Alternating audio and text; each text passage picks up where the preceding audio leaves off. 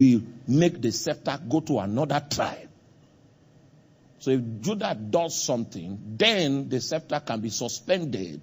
But the scepter, what? Will not depart from Judah. They moved God. They made a request. It wasn't time, but they made a request for a king and tried to make the scepter depart from Judah. God allowed them in a permissive manner to try out the scepter. If any other tribe has the capacity to bear it, Saul was a woeful failure. No grace to carry the weight of an ordination that was not designed for him initially. Inheritance is a critical factor.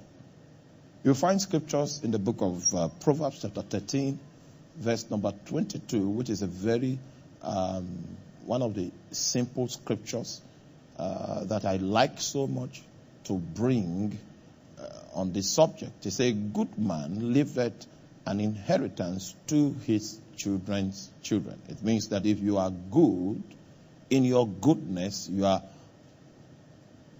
unknowingly stockpiling inheritance of goodness for your children's children.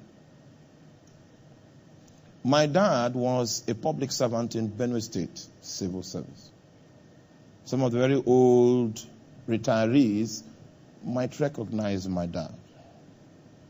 I was even told that in the state secretariat that my dad's name is written among the functionaries that served in a certain capacity. I have not been there. I will try to check it out. Now, so he served here. And I remember those days, almost all of our neighbors had a video, but we did not have. So we now mustered courage and went to my dad and said, hey, Oga, is there anything wrong if we have some entertainment at home? And he said that the salary they pay him, if it's, meanwhile, we were 22 in the house then. Yes.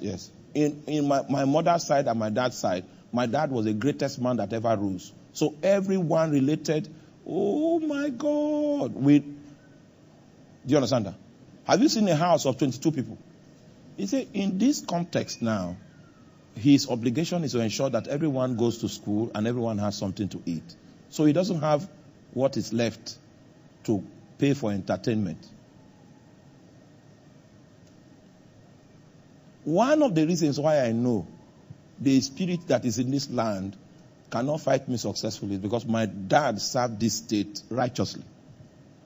He served this state to the highest levels of service that there are, and he served righteously. I remember a prayer my mother prayed for me. Because the only land that the state government gave to my dad, that I inherited from my mom, she said, okay, since you are the one that is on ground, take this C of O. Your dad had this piece of land. You might want to develop it. You might want to build your stuff there. Before I got there, the land was sold. I will not, details withheld. So when I went back to my mom, I said, hey, see what happened. She said,